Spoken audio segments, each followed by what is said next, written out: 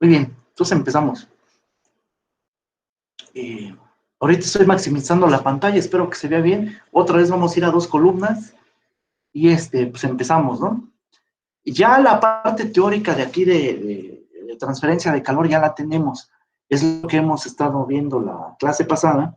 Y entonces, básicamente son ley de Fourier, que es la ecuación constitutiva para el estudio de difusión molecular de energía o conducción, independientemente de la fase, independientemente de en qué fase se lleve a cabo la transferencia de calor, si es en fase líquida, sólida o gas, pero esencialmente es por método inductivo, la ley de Fourier. Por otra parte, vimos también la ley de enfriamiento de Newton, que esta se hace cargo de la parte convectiva, la parte de la transferencia por movimiento macroscópico de los fluidos. Huelga decir aquí que la convección es típica de medios deformables, es decir, de fluidos. Un sólido rígido pues no puede hacer convección. Y entonces resultó en una ecuación muy hipersimple, de tipo lineal de hecho, donde el costo a pagar en todo caso en esa ley de enfriamiento de Newton era pues en la determinación del coeficiente de transferencia de calor, porque ahora este coeficiente, que yo les presenté como una especie de constante de proporcionalidad, pues no lo era. De por sí las constantes de proporcionalidad presentadas hasta aquí no han sido realmente constantes, porque han sido o propiedades de estado, o en este caso, pues ni siquiera una propiedad de estado, porque depende de algo más que de la temperatura, la presión, la sustancia, la fase del sistema. Depende también de, en este caso, las propiedades geométricas del cuerpo, sobre el cual está incidiendo el fluido, y depende de pues por lo tanto de todo, ¿no? De la forma de interaccionar de este cuerpo con respecto al medio y en fin. Entonces son los, digamos, dos caballos de batalla que tenemos aquí para trabajar los problemas de transferencia de calor. El efecto de radiación ya no lo miramos, ¿cierto? De todos modos, para muchos propósitos prácticos, con estas dos leyes basta, ¿no? El resto es hacer balances de energía, de la misma manera que hacíamos antes balances de momentum, pero ahora van a ser de energía. Y bueno, vamos a empezar con este primer problema, que es de una placa infinitamente larga. Eso de infinito no quiere decir que realmente una de las longitudes esta sea infinita, ¿no? Sino que dos de las longitudes características son mucho más grandes que la otra, como en el caso de esta placa que está aquí, que tiene de espesor delta y que tiene pues de largo L, ¿no? Eso ya no lo puse aquí, pero acá abajo sí, es el largo de la placa. El ancho en el sentido de profundidad es W, y tanto L como W pues, son mucho más grandes que delta. Esto lo pueden pensar, por ejemplo, pues una espátula, o sea, es una pared relativamente gruesa de ladrillos, pues sí, pero entonces el largo y el ancho son mucho más grandes. Entonces, ese es el tipo de problemas que vamos a estudiar acá.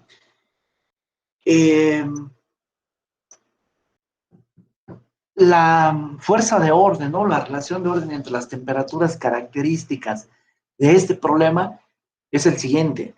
La temperatura infinito 1 es la temperatura del ambiente que está de este lado, ¿no? O sea, del fluido que corre de este lado. Esto lo pueden pensar como una pared, una ventana, si quieren. Y de este lado, pues no sé, a lo mejor están en el patio y acá dentro del cuarto, ¿no? Por poner un ejemplo. O si esta era una pared de un refrigerador, pues aquí está, este es el interior del refrigerador y esta es la parte externa, ¿no? La cosa es que este es un sólido, o si era un material confinado, digamos, entre dos placas muy delgadas, y este era un fluido, pues ese fluido va a estar estancado, de tal manera que voy a garantizar que aquí se lleva a cabo únicamente el fenómeno conductivo, o por lo menos que él es el más importante. En el entorno del fluido 1, digamos, y en el fluido 2, que puede ser el mismo, pero a condiciones de temperatura distintas. Y como tienen condiciones de temperatura distintas, también el coeficiente de transferencia de calor asociado a cada una de estas fases es distinto también. Recuerden que el coeficiente de transferencia de calor cambia con todo, ¿cierto? Muy bien, pero vamos a asumir que son constantes todos estos parámetros de transporte, es decir, H1, H2 y la conductividad térmica también. Y entonces, como les mencionaba, aquí la temperatura más grande es esta, luego sigue la temperatura A de alto, la temperatura B de bajo y la temperatura del medio ambiente T infinito 2, que es lo que he puesto aquí, ¿no? Esta es la relación de orden entre ellas. Quizás eran iguales al principio del proceso de transferencia de calor, pero ya en este momento, vamos a estudiar esto en estado estacionario, pues esta es la relación de orden que hace sentido aquí en este problema. Lo que se desea hacer es determinar, ¿no? Primero el perfil de temperaturas. Ahora la temperatura es la propiedad impulsora de la transferencia de calor y ahora es el caballo de batalla que hay que conseguir primero, así como en otro momento era la velocidad, pues ahora hay que encontrar primero la temperatura para después hablar de todo lo demás. ¿Y cuál es todo lo demás? Pues el flux de calor, conductivo en este caso, y el flujo de calor. Esas son esencialmente las tres variables que vamos a perseguir aquí. Para ello, y para empezar a dar respuesta a esto, acuérdense que el enfoque de esto es modelación matemática. Vamos a hacer un balance de energía sobre un elemento de volumen, que es decir, hacer un corte adecuado al sistema que estamos trabajando, a la pared, pues haciendo las siguientes consideraciones y restricciones. El sistema es una pared sólida, ya lo dije hace un momento, pero vale la pena recordar esto, con densidad constante, Cp y Cv también constantes. El medio es isotrópico. Aquí la isotropía significa que la conductividad térmica K es igual a una constante. Vamos a estar trabajando, como siempre, hipótesis de medio continuo. Esto lo que significa es que podemos hacer una partición volumétrica arbitraria en el sistema, suficientemente pequeña, y mediante la cual podemos hacer una descripción puntual de las cosas, puntual desde el punto de vista macroscópico, pero pudiendo caracterizar el sistema aún por sus propiedades macroscópicas, y estas van a ser continuas en el espacio y en el tiempo, y además, bueno, particularmente en el espacio, pero además diferenciables, ¿no? Al menos C2, o sea, de clase C2. Bien, entonces, tercer punto, como dije hace un momento, la placa es infinitamente larga. O sea, L y W son mucho más grandes que delta. Fíjense esto ¿qué conlleva, Como L y W son mucho más grandes, estos dos, entonces quiere decir que como la temperatura del medio es más baja en general que cualquier temperatura de aquí de la placa, ¿cierto? Pues quiere decir que por principio uno pudiera pensar que hay transferencia de calor de la placa hacia afuera a través de todas sus caras. Es decir, a través de esta cara grande, de a la derecha, pero también de la izquierda, pero de la misma forma de la cara de arriba y de abajo. Pues esas por principio de cuenta también van a transferir, y de esta de enfrente y de la del fondo que no se ve aquí, pero que está.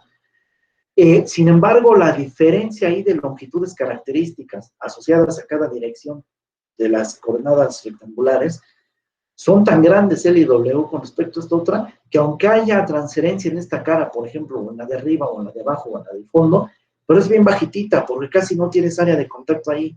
O sea que la transferencia importante se va a llevar en las caras grandes, con temperatura además uniformes de ellas. Entonces quiere decir que la transferencia más importante conductiva se va a llevar a cabo en una sola dirección, que es la que pinté aquí, que es decir, X. Prácticamente en Y y en Z, pues es despreciable la transferencia que se pudiera llevar. Aquí es como una especie de efectos de borde despreciables, ¿sí? Muy bien. Entonces quiere decir que la transferencia aquí es unidimensional debido a esta razón, ¿cierto? Hay que decir otra cosa a destacar desde acá, que lo comenté o lo voy a comentar en las consideraciones que siguen, pero como vamos a hacer un balance de energía, uno tiene que pensar en todos los tipos de energía que uno conoce, o sea, todos los más importantes. Pues energía cinética, a nivel macroscópico me refiero, pues un medio de la masa por la velocidad al cuadrado, ¿no? Luego la energía potencial, pues masa por la aceleración de la gravedad por altura, luego energía interna, luego el trabajo de flujo, que es el trabajo asociado cuando tienen ustedes un flujo másico de un fluido, el trabajo que hace al moverse es lo que le llamamos trabajo de flujo y se refleja como una diferencia del producto de presión por volumen. Así que la diferencia de presión por volumen entrada-salida es, o se puede interpretar como un trabajo de flecha. De flujo. Trabajo de flecha es otro. Trabajo de flecha de eje es trabajo de motor, ¿cierto? Que también tendría que ser considerado si es que diera lugar a eso en este proceso, que no va a pasar, ¿eh? Como fuentes y sumideros de energía también tenemos típicamente pues, a la energía de tipo eléctrica, a la energía nuclear, si esto fuera uranio o algo así. Si se llevan a cabo aquí reacción química, pues ustedes saben que ellas también son endotérmicas o exotérmicas, entonces también hay liberación de energía o consumo de energía por reacción química. Bueno, nada de esto va a ocurrir aquí, ¿cierto? Entonces, Bueno, esencialmente entonces lo único que vamos a estar trabajando es con la pura transferencia de calor y en todo caso con la variación de energía térmica o energía interna al interior de la pared, ¿está bien? O de entalpía, peor de los casos. Muy bien, entonces, como con lo único que vamos a estar batallando es con calor y vamos a estudiar flujos de calor aquí, para estudiar esos flujos en su versión intensiva, pues tenemos que estudiar los fluxos, es el concepto de flujo, de calor. Y este flujo de calor en coordenadas rectangulares tiene como componentes Q de X, Q de Y, Q de Z, que como la temperatura nada más va a estar variando en X, pues la transferencia de calor va a ser unidireccional esencialmente, pues entonces tenemos que la temperatura nada más cambia con X, peor de los casos con el tiempo, en el estado transitorio, y entonces de los tres posibles componentes del flujo de calor, de este vector, pues nada más sobrevive uno, que es el Q de X y se acabó.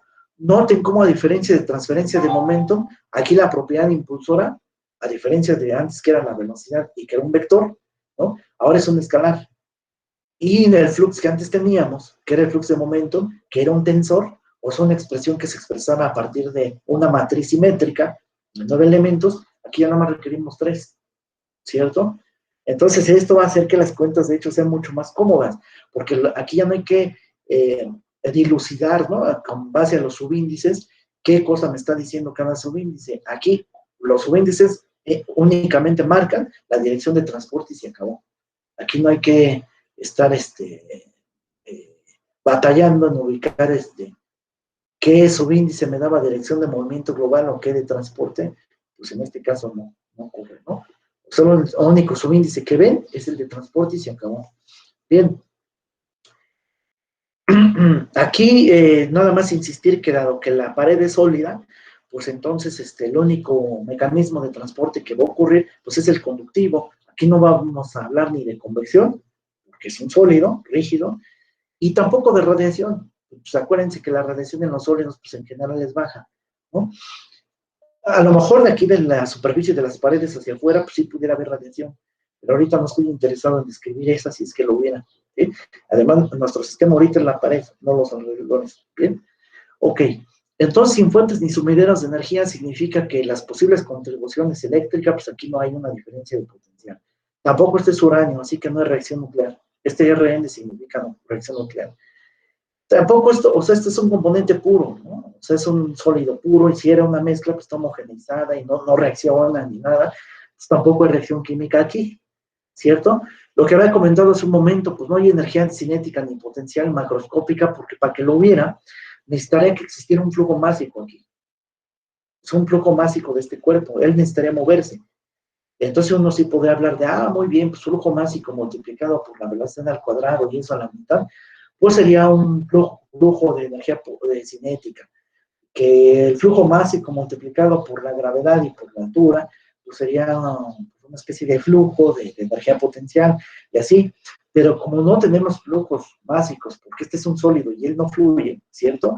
Entonces todo lo que depende del flujo másico, como son trabajo de flecha, que es como son energía interna o entalpía, que es la suma de estas dos, y energía cinética y potencial, todos esos no van a poder entrar ni salir por flujo másico. Y de hecho, en el caso de estos dos, pues es cero. En el caso de este también. Y de hecho, en el caso de la energía interna, tampoco entra ni sale, entonces también es cero. Lo que ocurre con la energía interna es que cuando hay transferencia de calor aquí y en el estado transitorio, es que sí se puede acumular. O sea, por eso es que sí da lugar el estudio de pero no porque entre ni salga como tal, sino porque es una forma de energía acumulable. Y si hablamos en el estado transitorio, entonces habrá que ver qué le ocurre a este cuate. ¿Sí? A ese o a la entalpía si quieren. O sea, generalizar un poco esto. No vale la pena, o sea, para el estudio de sólidos, con la energía interna basta, generalmente. Tampoco hay motores aquí. Entonces, quiere decir que el trabajo de flecha pues, es cero. Entonces, las únicas dos formas de energía que participan, que es el calor entrando y saliendo, pero recuerden que el calor al ser función de trayectoria, ese no se acumula. O sea, el calor en los cuerpos puede entrar y puede salir, pero no se acumula. O sea, por mucho de que ustedes piensen, como ejemplo, en el agua hirviendo para el café o para bañarse o para lo que quieran, que nosotros estamos transfiriendo calor ahí a través del plasma que es el fuego, ¿no? Dado por la estufa o por el medio calefactor que quieran. Y que va a empezar a transferirse por radiación ahí mientras es plasma. luego a través de las paredes del recipiente, pues por conducción, porque es un sólido, y luego de ahí al agua, pues primero por conducción, pero si le menean también entonces por convección. Por mucho que pongan un termómetro ahí sobre este sistema líquido, ¿no? Sobre el agua, y que vean que esa temperatura aumenta en el tiempo, pues sí, es porque está ganando energía, porque está viendo una transferencia de calor, pero ese sistema no está guardando esa energía como calor propiamente dicho. Primero se transforma a otra forma de energía que es energía interna, o sea, energía cinética y potencial, pero no en orden macroscópico, sino en orden molecular, ¿cierto? Y ahí entonces ese calor transferido se está viendo reflejado, entonces como un calor sensible que le llaman, ¿no? En el cual aumenta esa energía térmica, hay más choques ahí a nivel molecular, cada vez los enlaces de unión empiezan a perder frente a este movimiento cada vez más caótico, hasta que de plano se rompen estos enlaces débiles o estas fuerzas intermoleculares, ¿cierto? Y entonces moléculas se fugan a la siguiente fase, empieza el cambio de fase, y empezamos a tener algo que se llama calor latente, ¿no? Eso es porque el calor que están transfiriendo pues se está utilizando para hacer cambio de fase. Pero pese a todos estos fenómenos que están ocurriendo ahí termodinámicos, pues no quiere decir que el sistema almacenó esa energía en forma de calor. En forma de calor recibe esa energía, pero una vez estando ahí se transforma en otra cosa. Pues como he dicho, en energía interna, que cada vez va aumentando mientras es calor sensible, y luego en forma de una calor latente, así se le llama pues, pero en realidad es una diferencia de entalpías eso. Pues, calor latente de vaporización es una diferencia de entalpías, que la diferencia es de entalpía en la fase gas, en este caso en el vapor, menos la de líquido, ¿no? Entonces, pues bien, entonces el calor no se acumula como tal, ¿eh? O sea, todo este rollo fue para decir eso. Eh, y finalmente analizar este proceso en estado estacionario, eso va a ser al final del día, al corte de caja, pero por lo pronto vamos a pensar que estamos analizando el problema en estado transitorio, ¿no? Es decir, la temperatura va a depender de la posición y del tiempo. Muy bien. ¿Hasta aquí hay alguna duda?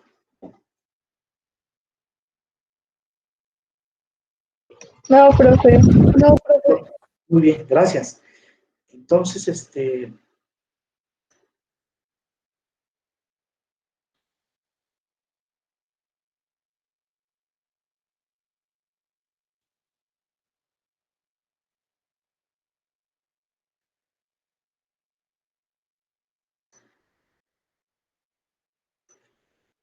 bueno, si no hay más dudas, piensen un poquito ahorita cómo sería, bueno, ya les puse cómo es el elemento de volumen aquí, el adecuado, pero pero ¿por qué ese, no?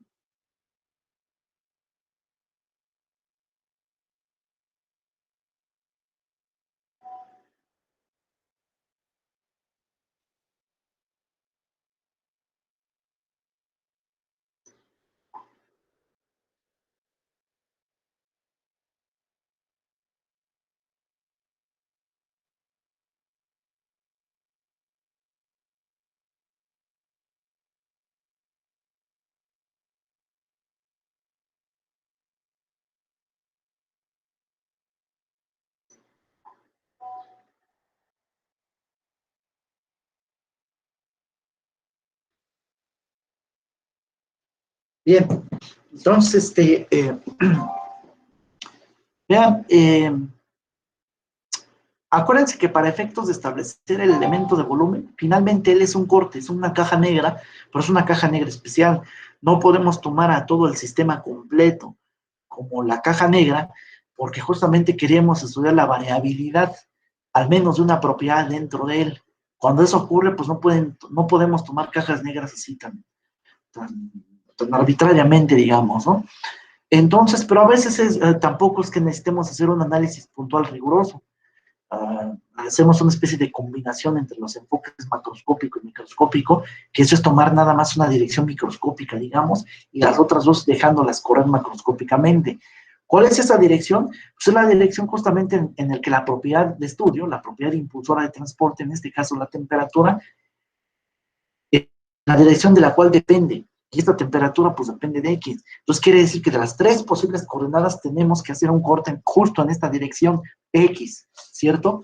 Entonces eso significa que nosotros vamos a hacer la elección en una posición X arbitraria, ¿cierto? Y vamos a caminar hacia la derecha, porque si a la derecha fijamos la dirección positiva de X, un cierta delta de X pequeño, y ese segmentito que hemos formado lo vamos a proyectar sobre todo Y, ¿no? Donde vamos a formar como un subrectangulito, y luego ese subrectángulo lo vamos a proyectar por todo Z, formando una nueva pared, a imagen y semejanza de la otra, que es esta, nada más que esta ya no es la original, esta tiene un espesor delta de X suficientemente delgada, ¿eh?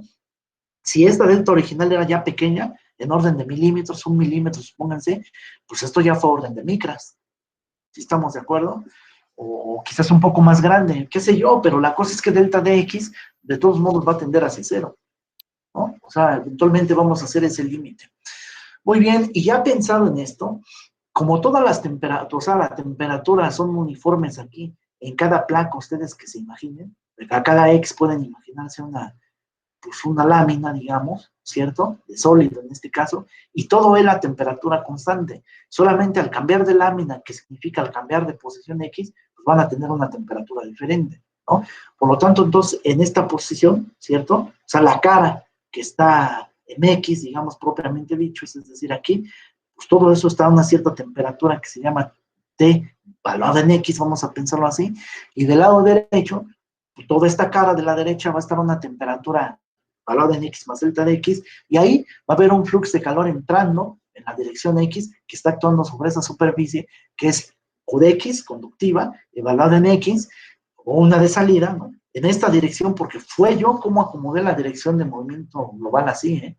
Acuérdense que para ustedes fijar flechas de entrada y salida, tanto en momentum como aquí, se tienen que fijar en cómo ustedes fijaron su sistema de referencia. Si ustedes hubieran fijado el sistema de referencia al revés, X corriendo a la izquierda, pues estas flechas las tienen que pintar al revés. Entrada y salida, ¿cierto? Incluso violentando la dirección natural de la transferencia de calor posible.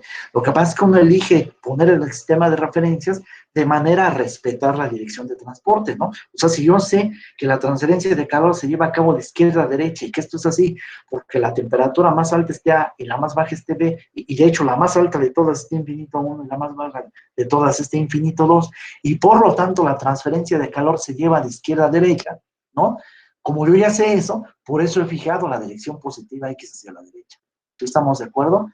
Muy bien, entonces, pero para efectos de pintar flechas, lo que manda pues son los ejes coordenados, ¿eh? Entonces, pues hace sentido entonces poner este flujo de calor que multiplicado por el área sobre la cual actúa, o sea, sobre la superficie sobre la que actúa y que tiene como área L por W, que es el área perpendicular a la dirección de transporte, pues generamos entonces todo el flujo de calor, que ese lo podemos pensar como todo el calor que entra a través de esa superficie. De la misma manera, pues el calor que emana de él, ¿no? El flujo de calor que emana de él, que está dado por este producto del flux por el área. Muy bien, bueno, y adentro está habiendo ahí una variación de energía que se va a cuantificar como una variación de la energía interna con respecto al tiempo, cuando estamos hablando de estado transitorio. Entonces, el balance de energía, que ahora ya es un balance escalar, ¿no? Ya no es por componente. Bueno, sí tenemos que fijarnos en qué dirección van las entradas y las salidas, pero ya no es como en el momentum de por componente, ¿no? Ah, pues un balance de momentum en la dirección X, y de Y y de Z, porque era como hacer una composición de fuerzas, vamos. Aquí ya no hay eso, porque este balance es completamente escalar. Entonces, en primer lugar, por la rapidez de acumulación de energía, ya se forma energía interna de entalpía, y esto va a ser igual entonces al flujo de calor conductivo, que entra al elemento de volumen en la dirección X, esa es la dirección de transporte, menos el flujo de salida de calor también por conducción en la dirección X, más una posible tasa de generación, entre comillas, instantánea de energía. Generación no por generación espontánea, ¿eh? Me refería yo a los fuentes y sumideros que hace rato despreciamos, es decir, si aquí adentro hubiera habido una resistencia eléctrica, pues él se le considera como una fuente y lo hubiéramos tenido que poner. Si esto hubiera sido un uranio, algo que emana ahí radiación, pues también. O si hubiera aquí adentro una reacción química exotérmica, pues también ponerle, si era endotérmica, pues entonces con signo negativo, ¿no? Entonces, pero no hay nada de eso, entonces es cero, ¿no? Pero si lo hubiera, entonces nosotros tendremos que conocer la dinámica del proceso que estuviera llevando a cabo aquí. Si fuera una reacción química, necesitaremos saber de qué orden es eso. si el primero, segundo, tercer orden y cómo varía con la temperatura. Para muchos casos esas variaciones vienen dadas por la ecuación de tipo Arrhenius y los tasas de consumo o generación de componentes químicos se estudian con la ley de potencias, ¿no? De la cinética química o algunos le llaman de Bulber y Bach, aunque esa ecuación es otra, ¿no? Pero bueno, vamos a la ley de potencia, le conocen así. Entonces necesitaríamos saber más información, ¿eh? O sea, no solo decir, ah, sí, hay una reacción química ahí y ya, sino saber esta cómo se modela, ¿no? Entonces, esto es, ¿hay alguna duda hasta acá? Antes de cambiar de página. No, profe. Muy bien. Entonces, Profesor, bueno, dime. no tengo duda, pero un compañero no puede entrar a la clase. Ujú. Sí, eso es Entonces, lo que pasa por llegar tarde, ¿va? Entonces, a ver, yo creo que deben de ser más porque aquí lo que vi con una compañera, bueno, en fin, pues hay que lo vuelva a intentar, ¿no? Y a ver si al ratito suena y ya vemos. O sea, lo que no voy a hacer es ya salir de la presentación, ¿eh? Muy bien, entonces sigamos, ya si no tienen duda, pues vamos a seguirle, ¿no? Vale. Entonces ahora es calcular cada uno de los términos involucrados en el balance de energía anterior. Como platiqué hace un momento, la acumulación es la variación temporal de la energía interna, que esa es una propiedad de estado que todos los cuerpos poseen, también los sólidos. Y nada, pues tenemos además este término acumulativo en las unidades que deseamos. Recuerden que los balances de aquí los escribimos en unidades de flujo de la propiedad estudiada. Si la propiedad estudiada es energía, entonces pues se desea tener un balance en unidades de joules sobre segundo, watts, o son unidades de potencia, ¿verdad? Entonces eso es lo que se desea aquí. Y lo tenemos porque esta tiene unidades de joules sobre segundos, pues son watts, ¿no? Nada más que también deseamos poner todos los términos en términos intensivos o no extensivos, ¿no? Y la versión intensiva de la energía interna, pues es la energía interna específica. Ella multiplicada por la masa del sistema contenido en el elemento de volumen, en la placa imaginaria aquella de espesor delta de X, pues ese producto va a dar un, y ya tenemos entonces este término como una función de esta propiedad intensiva, pero la masa todavía sigue siendo extensivo. Entonces, pues la masa es densidad por volumen, la densidad del cuerpo y el volumen del mismo. Pero como el volumen del cuerpo estudiado, pues es el volumen del elemento del volumen mismo, ¿cierto? Pues entonces por ese volumen, y ese volumen se calcula como L por W por delta de X, ¿eh? Recuérdense que este volumen es del elemento de volumen. Y todo eso sale como fuera de la derivada, porque L y W son constantes de veras, y delta de X, aunque va a ser variable, pero va a ser independiente del tiempo. Entonces quiere decir que eso va afuera, ¿no? Porque el enfoque que de todos modos estamos manejando, evidentemente, es el enfoque de Euler, ¿no? Que es a punto o a región fija. Muy bien, por lo tanto, entonces es un sistema en el cual X, Y, Z son variables independientes del tiempo. Por otra parte, de la termodinámica, sabemos que una delta de U, independientemente de cómo cambie o con respecto a quién cambie, pues es igual a la CB, o sea, la capacidad calorífica, volumen constante, por la temperatura, ¿no? Eso para calcular energía interna o cambios de energía interna específicas, o molares también, ¿cierto? O sea, intensivas me refiero. Entonces, pues esto es así. Nada más que ese cambio yo no dije con respecto a quién iba. Si ese cambio va con respecto del tiempo, entonces quiere decir que una derivada de esta energía interna con respecto del tiempo, pues va a ser igual a la CB multiplicada por la derivada de la temperatura con respecto del tiempo. Entonces quiere decir que este término acumulativo lo pudimos dejar por termodinámica como función de la temperatura, ¿eh? Que es lo que al final del día también voy a hacer con los fluxos de calor. No más que aquí utilizando la ley constitutiva adecuada para calcular estos fluxos, que es la ley de conducción de Fourier. Entonces, en la entrada ya habíamos visto que el flujo de calor se determinó de esta manera, en la salida, pues de esta otra manera. Lo único que hice fue escribirlo, digamos. Y entonces ahora, sustituir todo en el balance. Entonces el término acumulativo es este. Aquí lo que he hecho es que el signo menos lo he distribuido. También distribuí el área de las superficies asociadas a cada uno de los fluxos esto, ya que esta es la misma, L por W. También fue por distributividad. Y entonces, como siempre y toda la vida, voy a hacer que esta ecuación no dependa ya más de estas propiedades extensivas, ¿no? Voy a dividir todo, siempre si es así, entre el volumen total del elemento de volumen, ¿no? Incluso, aunque ustedes hubieran impuesto desde el principio que esto actuaba en condiciones de estado estacionario, y esto fuera cero, y lo dijeran desde aquí, y no se viera este término, pues, porque esto sería cero, de todos modos hay que dividir entre L por W por delta de X siempre, ¿no? O sea, por todo el volumen del elemento de volumen, porque quieren generar en propiedades intensivas de veras, ¿no? Entonces, al hacer esto, pues todas las propiedades, los términos en común cancelan, y del lado derecho nada más queda esta diferencia entre delta de X, que ya va apareciéndose mucho, es un gradiente, ¿no? De hecho, macroscópicamente como que lo es, pero al tomar un límite, tendiendo el espesor delta de X a cero, que en el dibujo original que voy a volver a poner aquí, significa que el lado derecho, ¿no?, converge hacia el lado izquierdo, o sea, es decir, que la superficie de la derecha tiende a la de la izquierda, a X fija, X no se va a mover, pero delta de X sí. Entonces quiere decir que esto tiende a ser una lámina de espesor cero. Y si es una lámina de espesor cero, pues quiere decir que la temperatura izquierda, derecha de esa lámina pues son la misma y que el flujo de calor pues también.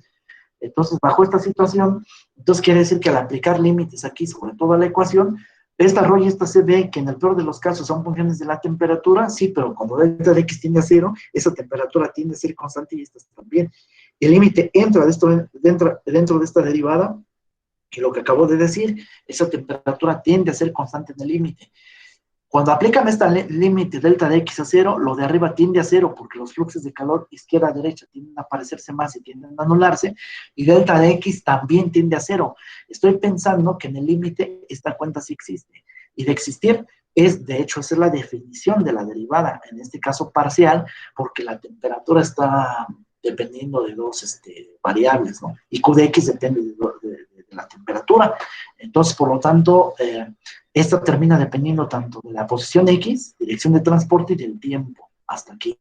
¿Sí estamos de acuerdo? Recuerden que esta notación es abusiva de mi parte, porque en realidad, pues aquí tendré que poner el punto en varias variables, ¿no? Aquí tendré que haber dicho paréntesis X más delta de X, coma T de tiempo, y luego de este lado paréntesis X, coma T de tiempo. O sea, haber involucrado todas las variables aquí.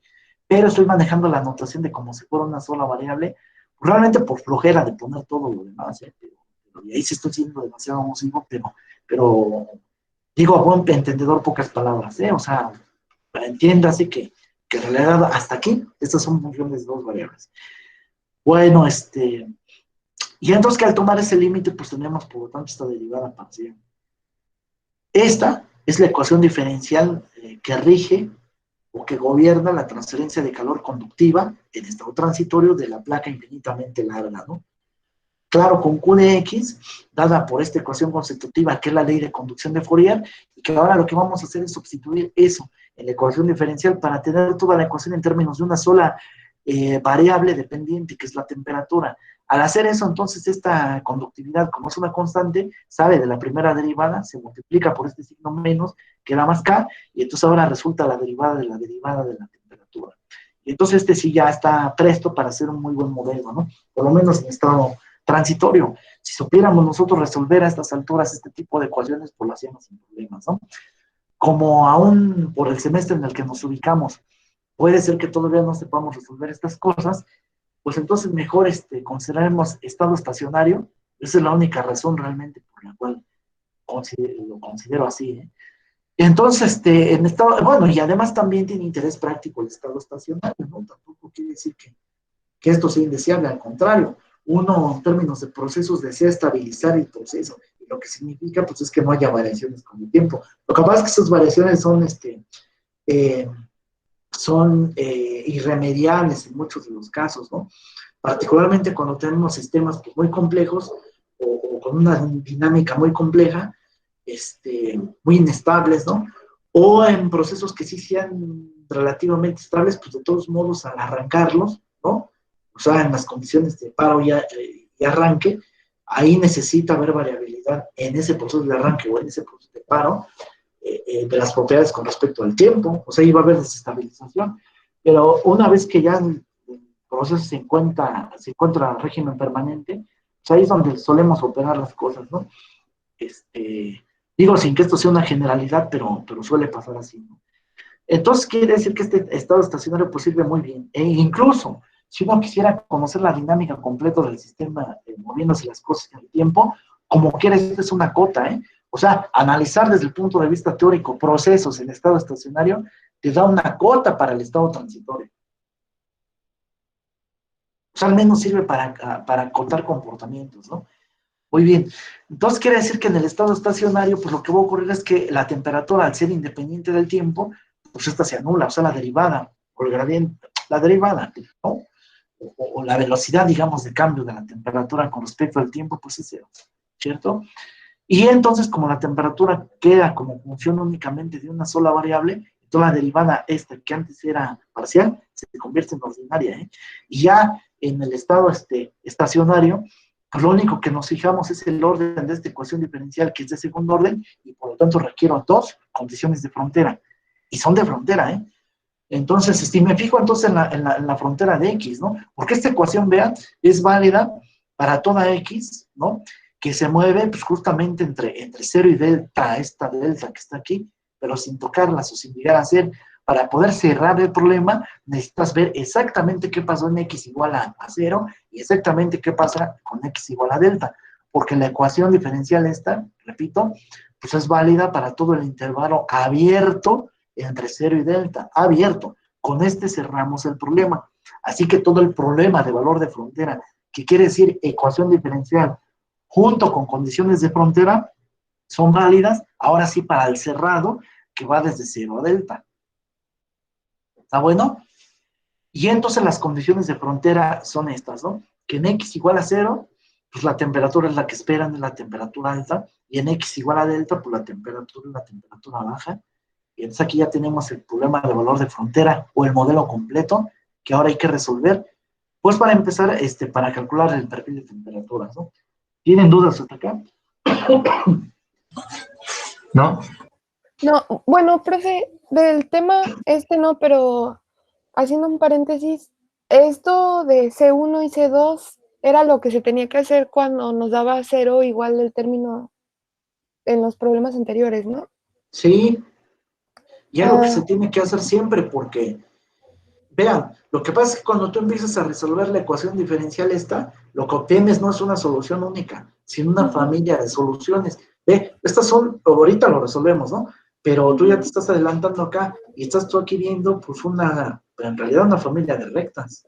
Todas ajá, son rectas, ¿eh? Porque, pues, esto está elevado a la 1, este X también, así que son líneas rectas. Pues sí, pues no sabes cuál es, porque C1 y C2 pueden ser cualquier número. Así que aquí hay ajá, una infinidad de rectas, ¿eh? Pero tú quieres una, ¿cuál? Justamente la que toque estos dos puntos. ujú, Por eso es que necesitas conocer quiénes son C1, C2 que satisfacen estos. ¿Y cómo le haces? Pues evaluando justamente esto en las condiciones de frontera. O sea, como que obligas a esta ecuación a que a fuerzas tenga que satisfacer estas dos.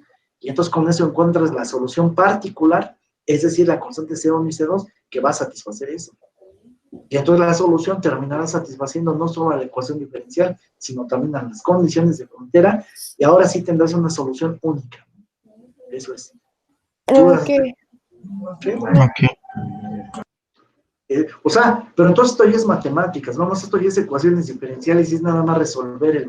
Pero el problema de modelación ya acabó aquí, ¿eh? ujú, O sea, el problema de modelación ya acabó aquí. Eso es contundente, pues, el resultado de en cuanto a modelación, ¿no? Bueno, lo que pasa es que tristemente hay que hacer más, ¿no? O sea, es decir, sí hay que conocer cómo va ese perfil, ¿no? Muy bien. Eh, entonces, para ello, nos damos cuenta que K, pues, no puede ser cero, ¿no? Porque, pues, ningún parámetro de un sistema es cero, en realidad, ¿no? Me refiero a ningún parámetro empírico, ninguna constante, o una variable de estado, o propiedad de estado que se precie de serlo, pues va a ser cero, ¿no? Al menos que no tuviera sistema, ¿no? Pero aquí sí. Es una pared de quién sabe qué sólido, estoy pensando en un material muy buen conductor. Entonces, pues este K no es cero. Entonces aquí, para que se cumpla esta igualdad, no queda de otra más que lo que es cero es la doble derivada, ¿no? Pues como la doble derivada es cero, ¿eso qué significa? Bueno, una de dos, o integran eso, y al hacer integral en ambas partes, pues sale una constante arbitraria ahí de integración, que es esta, o lo pueden ver como que esa es la derivada de la derivada. Y si la derivada ordinaria de la derivada es cero, es porque lo que está dentro de la derivada externa pues, tiene que ser una constante, porque la derivada es una constante cero, que es lo que estoy diciendo aquí, ¿eh?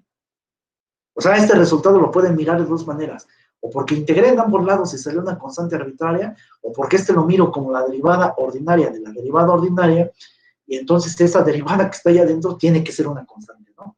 ¿Qué es esto? ¿Vale? Entonces, pues ya reduje el orden de la ecuación diferencial. Como que me dice, si antes de una ecuación diferencial tenían igualado a cero, cuando integren, lo que hacen con la integral, recuerden, es aumentar el grado del polinomio que están manejando, pues ahora te va a dar una constante que es un polinomio de grado cero. Y si lo volvieran a integrar, pues ahora te va a dar un polinomio de grado 1, como fue lo que pasó aquí. Es decir, integran, aplican teorema fundamental de cálculo en ambos lados. De este lado queda nada más la temperatura, de este lado es C1 por X, porque la integral va con respecto de X, obviamente, y nuevamente otra constante de integración arbitraria. Si lo volvieran a integrar, bueno, del lado izquierdo ya te salió la integral de t, que es dx, por este lado ahora te salió una cuadrática, ¿no? Y si lo volvieran a integrar, pues una cúbica, y así nos vamos, porque la integral aumenta el grado de los polinomios, ¿no? La derivada es exactamente lo contrario, ¿no? Bien, entonces el hecho de que tuvieras un balance igualado con cero dio lugar a que tu gradiente fuera una constante, y por lo tanto desde aquí presumo que el flujo de calor también va a ser una constante, y lo va a ser porque el flujo de calor conductivo justamente se calcula como este gradiente multiplicado por menos la conductividad térmica, ¿eh? Entonces quiere decir que como la conductividad es una constante, y este gradiente también, pues quiere decir que el flujo de calor va a terminar siendo una constante, ¿sale? De hecho, eso va a pasar siempre que la propiedad impulsora sea de tipo lineal. Por eso en sus problemas que dejé ahí de tarea, cuando les quedaba este perfil de tipo lineal, pues no era raro entonces que el flujo de calor quedara como una constante. Es decir, desde que tú miras cómo va quedando el balance, como que ya sabes hacia dónde va el resultado. Si tu balance fue tan sencillo que quedó nada más la pura término difusivo igualado con cero, o sea, las entradas menos las salidas menos las entradas de difusión molecular igualado con cero, ya sabes que ese perfil va a salir lineal. O sea, ya es algo que después de que ustedes practican mucho, ya es como una conclusión matemática y física que ustedes ya tienen. Desde que ven el balance dicen, sí, ya sé. ¿Sale? O sea, ya sé cómo va a ser ese perfil, y por lo tanto ya sé cómo va a ser ese flujo de calor. Por eso es que es tan importante que ustedes una tras otra vez arrastren el lápiz y jueguen con las condiciones de frontera y estén haciendo como muchos ejercicios para que se den cuenta realmente en el problema, un cambio, pues, en un problema en particular, en qué puede afectar a tu modelo matemático, ¿no? Muchos de los problemas que les dejé, realmente el elemento de volumen y por lo tanto el balance, es decir, la ecuación diferencial, era la misma, la mismita. Lo único que les estaba cambiando en muchos de esos problemas era las condiciones de frontera, de hecho. Otras veces sí cambiaba en algo esta ecuación diferencial, ¿no? Pero justamente era como que ustedes pues fuesen conscientes de cómo estaba cambiando el modelo. O sea, una cosa es que el problema esté planteado de tal manera que yo les cambio una condición de frontera o las dos, y otra cosa es que de plano sea más profundo el problema y que esté cambiando la ecuación diferencial, o sea, el balance propiamente dicho.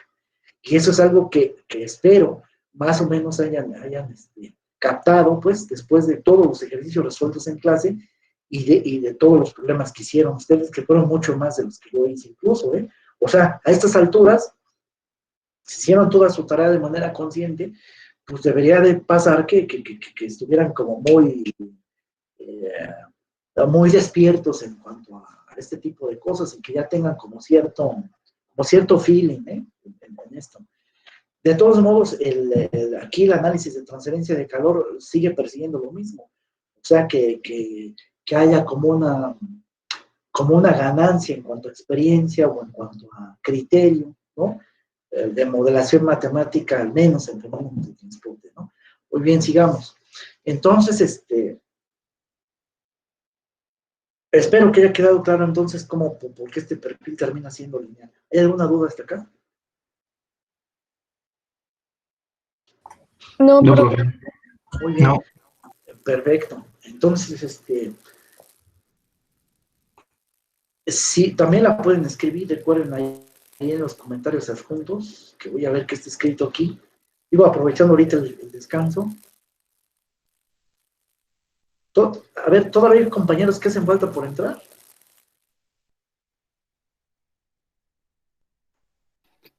Ya vi que sí. Ok.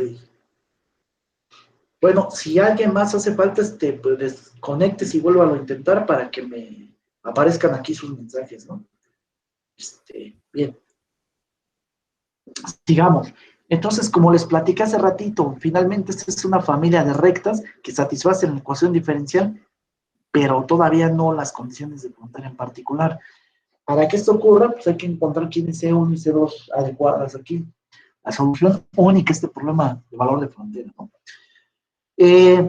Y para ello, pues vamos a evaluar para utilizar las condiciones de frontera anteriores. Entonces, primero evaluando en x igual a 0, ¿no? Cuando x es igual a 0, entonces T, la temperatura, adopta el valor de la temperatura alta, o sea, TA, ¿no?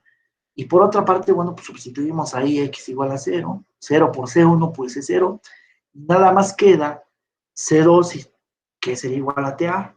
Entonces ya conocemos una de las constantes, salió muy facilita, ¿no?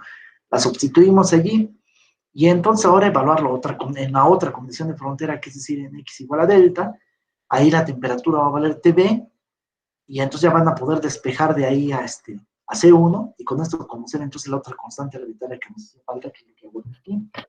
Y entonces vean cómo esta otra constante, la primera constante C2 fue positiva, de hecho fue la temperatura alta, pero la constante esta que estamos obteniendo ahora va a ser negativa porque TA supera TB. Entonces TA menos TB pues es positiva, delta es positiva, pero aquí hay un signo menos que factoricé hace ratito con el despeje. Entonces quiere decir que C1 se calcula así. Por otra parte, vean aquí una diferencia de temperaturas, ¿eh? Por cierto, la diferencia de las temperaturas extremas de toda la placa completa. Y eso está dividido entre una diferencia de posiciones de toda la placa completa, de 0 a delta. Entonces esto lo pueden pensar, ¿no? Como que están calculando la pendiente de algo, ¿eh?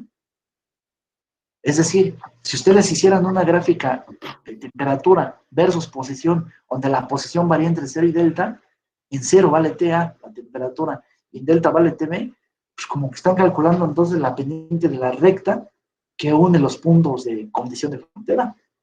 De hecho, ¿cierto? Bueno, ¿qué pasó?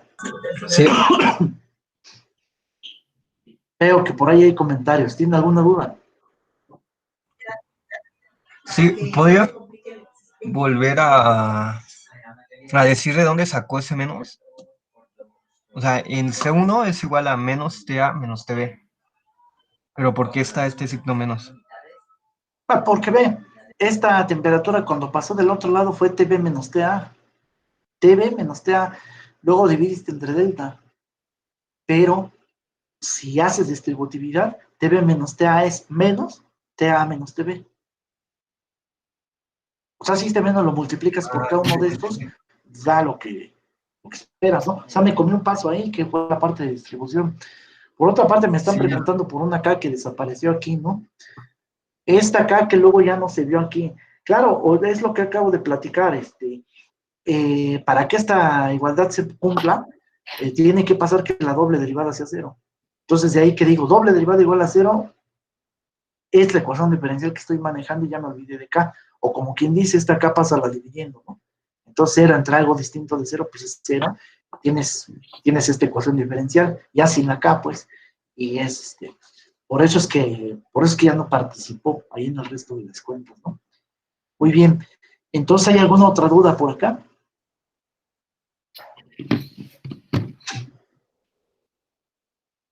¿Todo está bien para todo el mundo? Profe, profe, Hey, para este problema, bueno, en los perfiles de velocidades, pues teníamos, pues, no sé, la velocidad máxima, pero en esa velocidad máxima iba incluida una viscosidad, ¿no? En este caso no va incluido la K, entonces no importa qué tan fácil se transmita el calor. O sea, lo que te va a importar simplemente es la diferencia de temperaturas que haya, o sea, no qué tan fácil se transmita, sino cuánta diferencia de temperaturas haya. Bueno, de hecho recuerda que en aquellos problemas, sí, la velocidad dependía de la viscosidad, pero el flujo de momentum, que es decir, el esfuerzo de corte, no. O sea, pese a que tú tenías una ecuación constitutiva de ese estilo, donde antes decía tau, aquí decía viscosidad y aquí decía derivada de la velocidad con respecto de x, estoy pensando en esta ecuación, ¿cierto? Pero para momentum, y donde decías, claro, pues el esfuerzo de corte obviamente depende de la viscosidad, pero en muchos de nuestros problemas, de la mayoría, resultó que no. O sea, ya cuando calculabas esa tau, la viscosidad se anulaba, y entonces ya no veías viscosidades por ningún lado para calcular taus. Bueno, aquí va a pasar lo mismo con el calor, ¿eh? Al final de cuentas, aparentemente no va a depender de ese, ¿vale? Pero, pero no siempre va a ser así. O sea, depende realmente del sistema, ¿eh? Eso es. Ah, pero no nos parece el sistema. ¿Cómo dices, perdón? Ajá, o sea, sí, pero para este sistema lo único que nos importa, o sea, para este ejemplo, es que, que haya una diferencia pues, de temperaturas muy grande, ¿no? Algo así.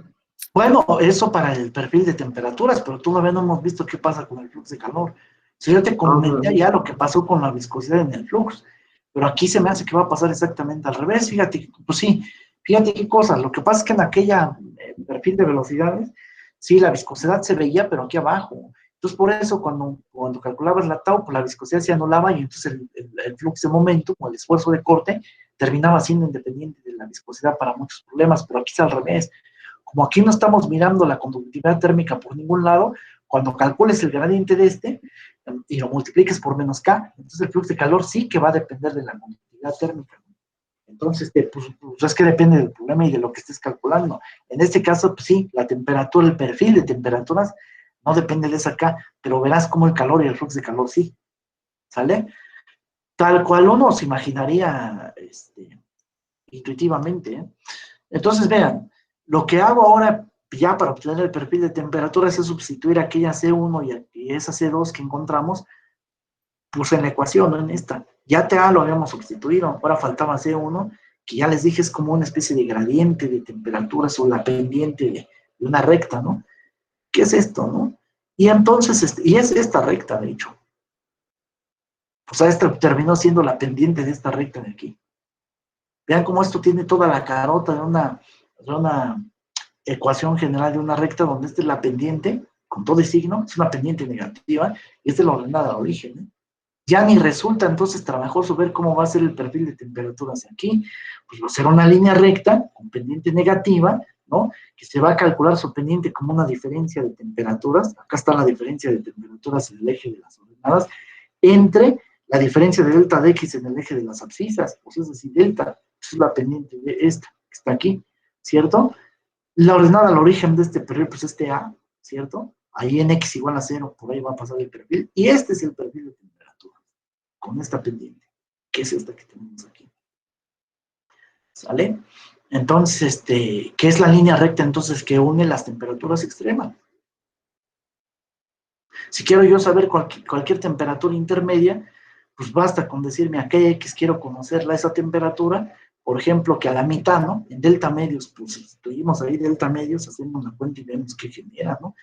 Y así, para cada x, ¿no? Es un problema donde el examen podrá ser, después de determinar el perfil de temperaturas, es, bueno, ¿y a qué, y cuál será la temperatura a una posición de, pues una cuarta parte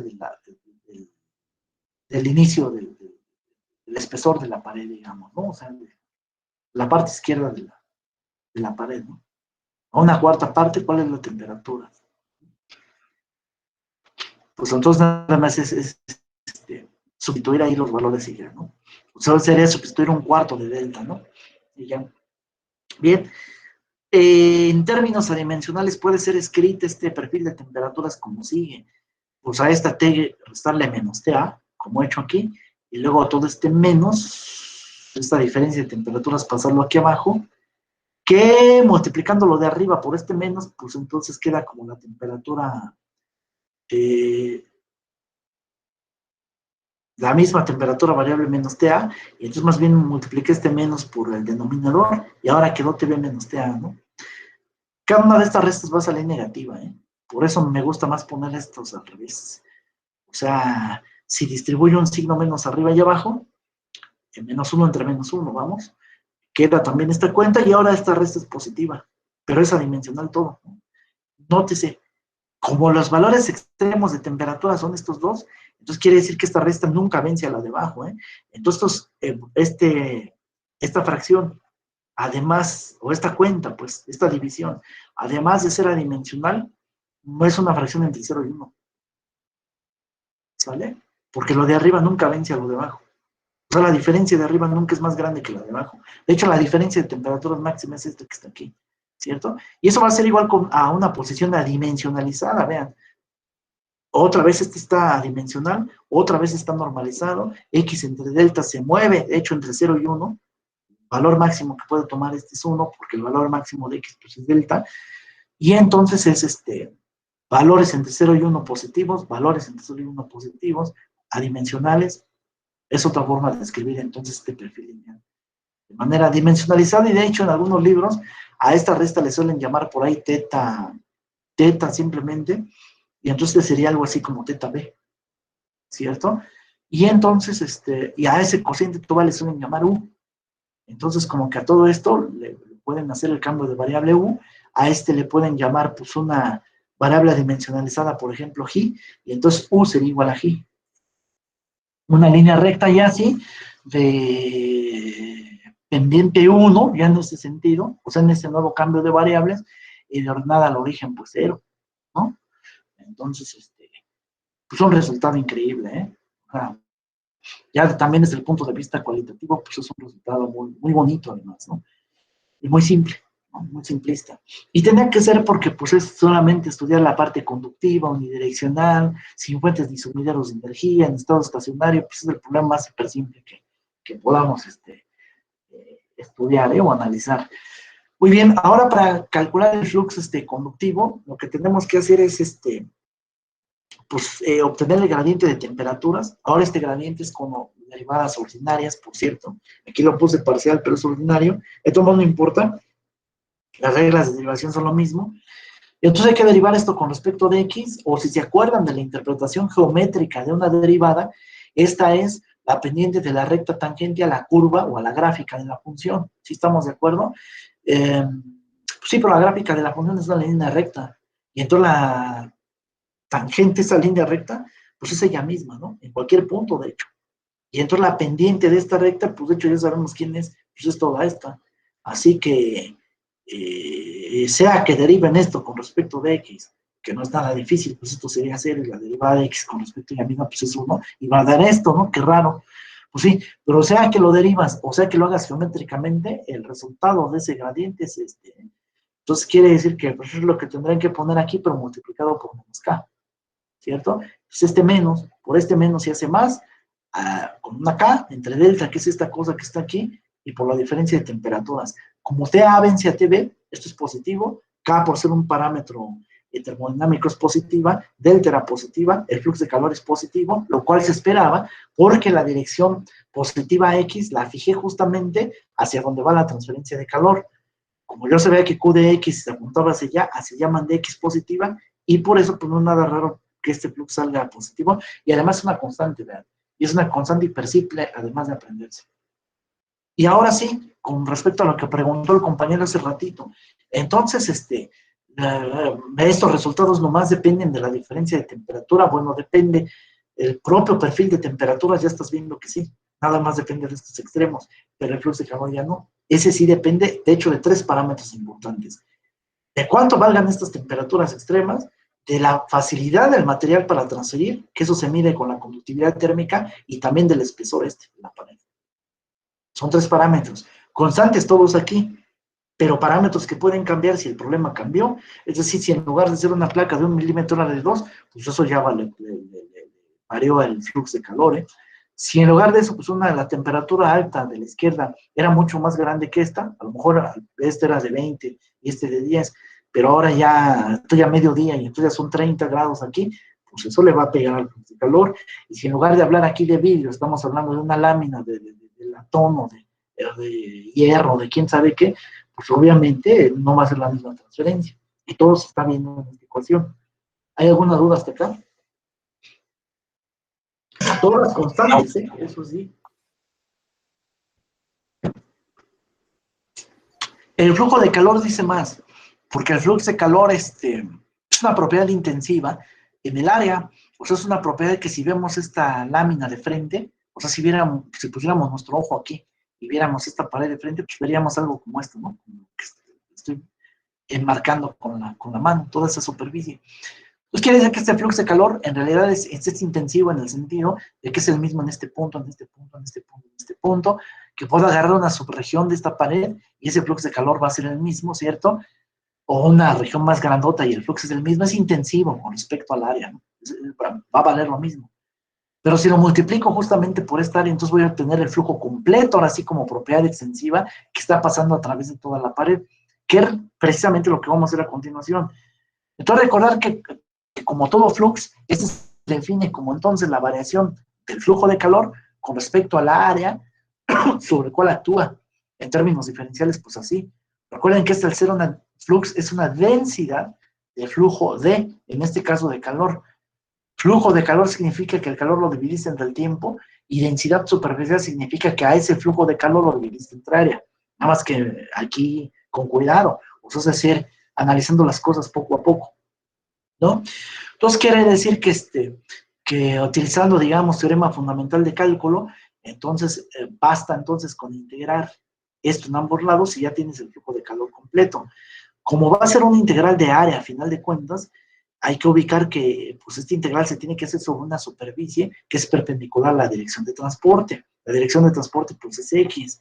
Como Q de X es una constante, pues sale re bien de ese integral. Y recuerden que la integral de superficie o de volumen de la función unitaria, lo que te regresa es la medida de la región de integración de O sea, es decir, es el área de la superficie sobre la cual estás integrando. Pero como la superficie es la perpendicular a X y esa superficie tiene como lados L y W, entonces lo que te va a regresar esto es la medida de esa área, que tiene como longitudes L y W, es decir, L por W, ¿no? Entonces, ¿qué es lo que estoy poniendo aquí? Si es que lo quieren hacer cualitativo si no, pues ahí ponen la integral doble, ahí le ponen las variables aquí para integrar, que justamente no son X, porque tiene que ser sobre una superficie perpendicular a ello. Entonces son de Y y de Z, Y corriendo desde 0 a L y Z de 0 a W, hacen las dos integraciones, va a salir L por W, ¿no? Que se presumió desde el principio, les dije, pues simplemente nada más multipliquen ese por el área y ya, no necesitaban hacer tanto pancho realmente, ¿no? Sin embargo, se los quise ilustrar, porque es, sobre todo cuando tienen coordenadas curvilíneas, o sea, cilíndricas y esféricas, pues este es el modo adecuado de tratamiento de esto, ¿no? Muy bien, entonces, pues ahí sale L y W, pues Q de X multiplicado por esa área, ya da ahora sí el flujo de calor completo, ahora sí como propiedad extensiva, ahora sí toda la energía que pasa por unidad de tiempo a través de toda la pared, y de toda la pared ubicada en cualquier posición X, porque como en cualquier posición X, la lámina de sección transversal al flujo de calor es el mismo, y como el flujo de calor es constante también en todo esto, pues quiere decir que siempre, para cualquier X, el flujo de calor también se calcula de la misma forma. Y entonces este flujo de calor completo ya quedó como función de 4 parámetros. De la delta de temperaturas extremas, de la espesor, de la facilidad con la que el material transfiere por conducción, y por supuesto del área sobre la cual va atravesando esto. ¿Está bien? Ya nada más como última observación, todos estos resultados son independientes de la geometría de la sección transversal. Yo les dije, pues era una placa infinitamente larga, pero no les dije cuál era esta forma. Bueno, asumimos que era algo de este estilo, ¿no? Como de un rectángulo, por eso L por W. Pero si hubiera sido de forma circular, por ejemplo, como en un cilindro, hubiera sido una amiba incluso, pero con sección transversal uniforme, es decir, una amiba proyectada a través de todo Z, pero la pared hubiera sido hiperdelgadita, o sea, de todos modos, esta superficie mucho más grande que el espesor delta, esta superficie amiboide mucho, mucho más que delta, y así sucesivamente, Entonces, los resultados va a ser el mismo. Nada más que en el caso de la MIBA, como no sé cómo calcular el área, pues nada más hubiera quedado A, ¿no? Eso es todo. Pero todos los resultados, pues análogos, ¿no? O sea, sí, independientemente de la forma de la superficie transversal, solamente que esta sí sea uniforme a través de toda la proyección en el larguero, digamos, de donde se está analizando la transferencia de calor, ¿no? Bueno, dudas hasta aquí. Con esto cierro el primer ejercicio, ¿eh?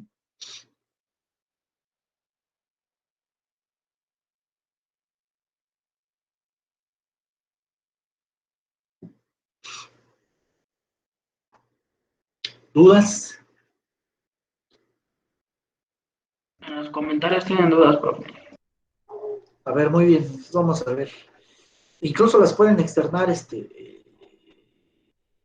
por el micrófono, solo no se roben la palabra ya.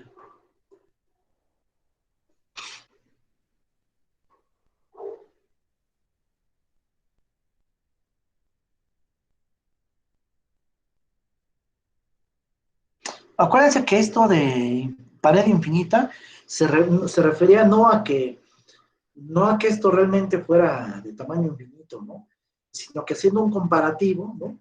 De las longitudes características en Y y en Z, que esas longitudes características son L y W, al comparar esas con respecto a delta, pues quedaron muy grandes, ¿no? O sea, hagan de cuenta que esto medía en orden de centímetros, pues 10 centímetros hacia el fondo, no sé, 30 centímetros para arriba, y esto es pues, 1 milímetro, ¿no? Pues es despreciable, pues.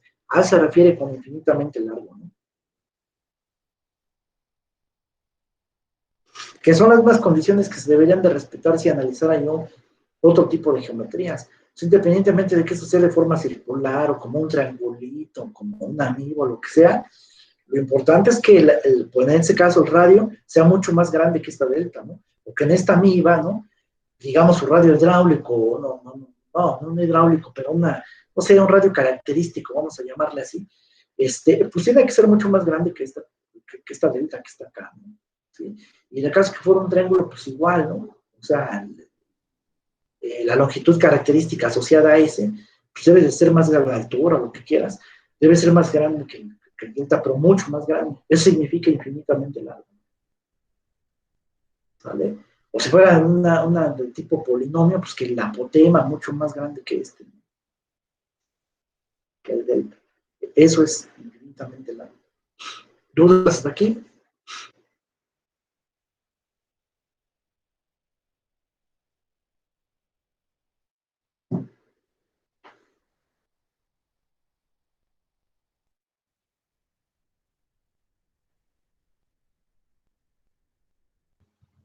No, profe. En los comentarios pusieron uno, profe. En los comentarios ya pusieron otro, a ver, vamos a ver. ¿Qué? Aquí están, a ver, es que no entendí. Dice, probé infinito, bueno, ya contesté lo del infinito. ¿Podría explicar por qué arriba quedó? ¿Arriba dónde? ¿Esto?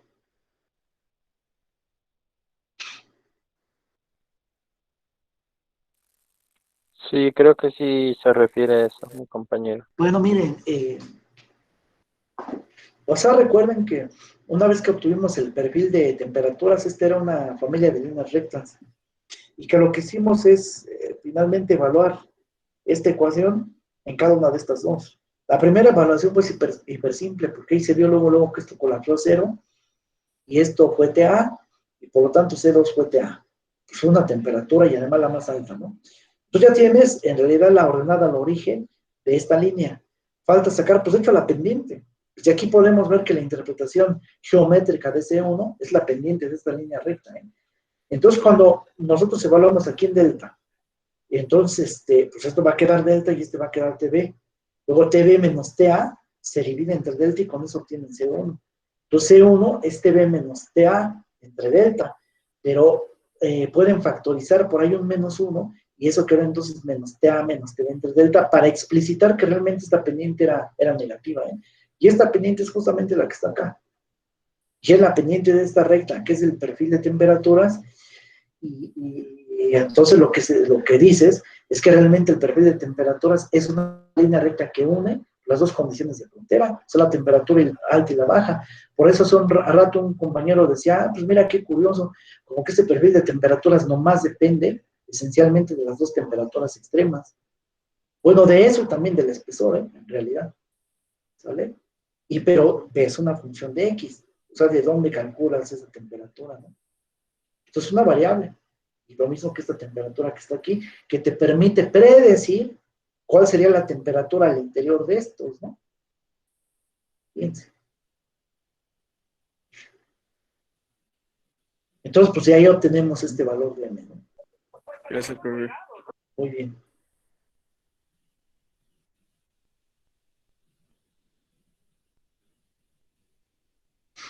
Bueno, ¿hay alguna duda más?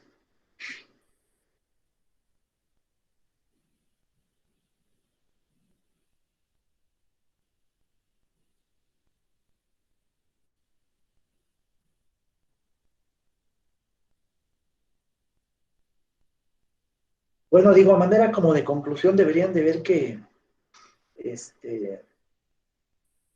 como que los problemas de transferencia de calor son mucho más manejables por varias razones. En primer lugar, porque ya no son tensores, son vectores.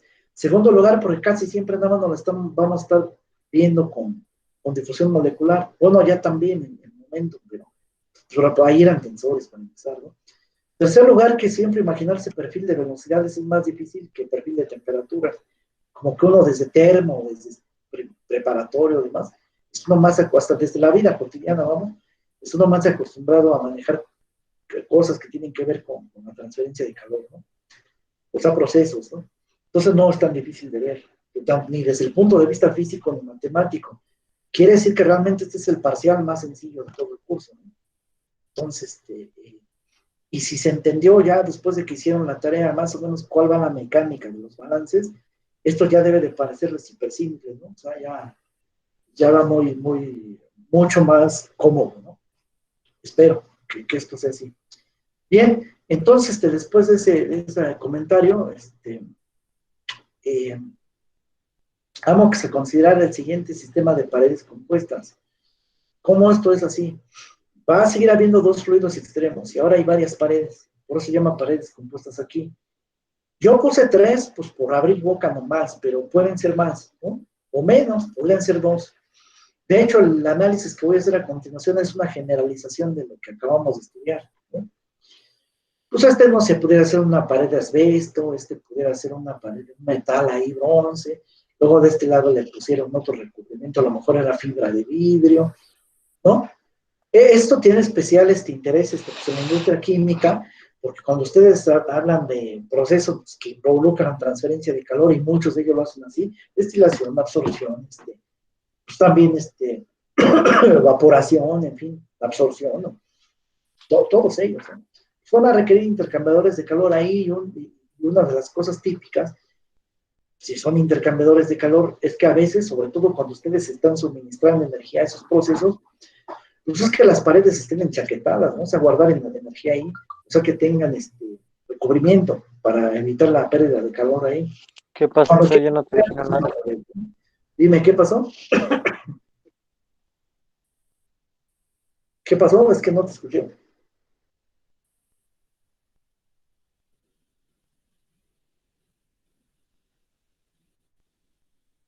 A lo mejor estaba hablando solo, profe. Va. Sigamos aquí. Sí, no se les olvide cerrar su micrófono ahí.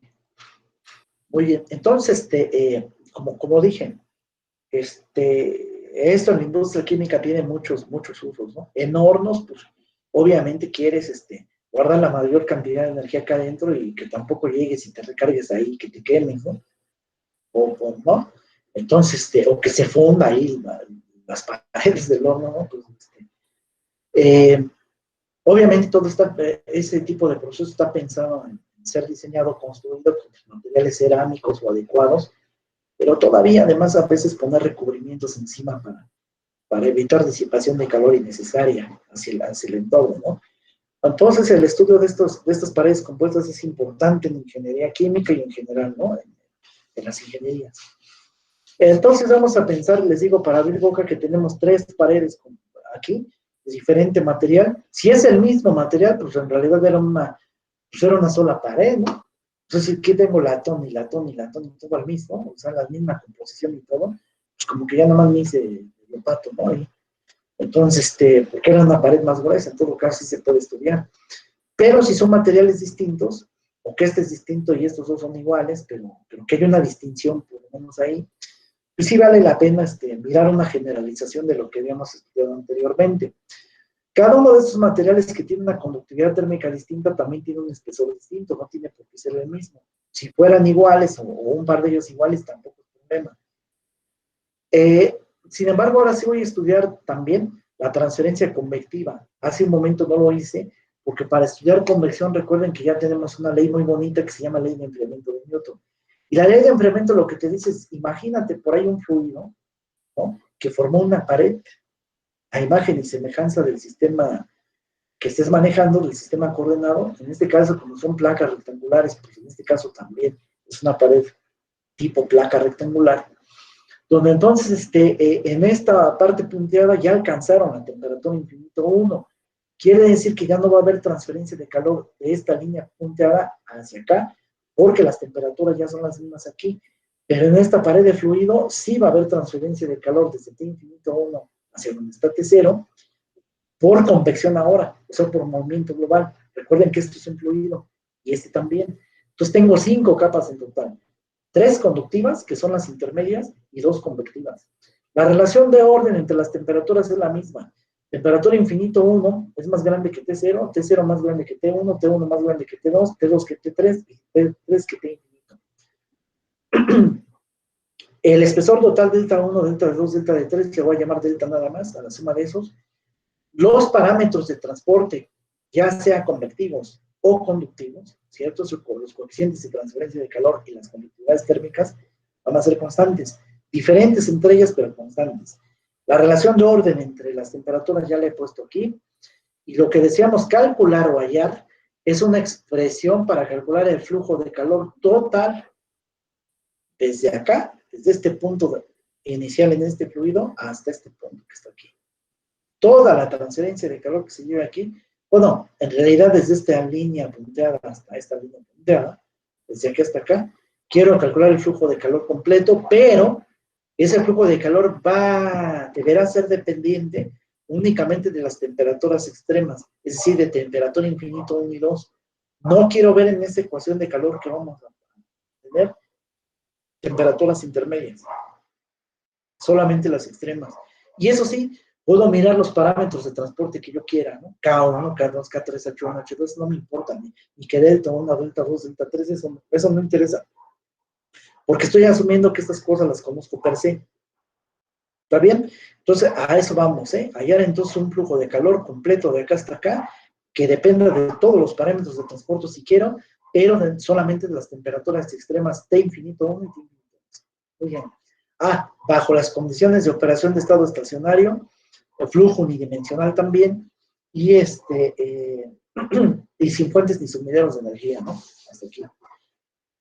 Muy bien, entonces para hacer eso vamos a calcular o a determinar el flujo o el flux primero de calor entre cada pared, en cada una de ellas.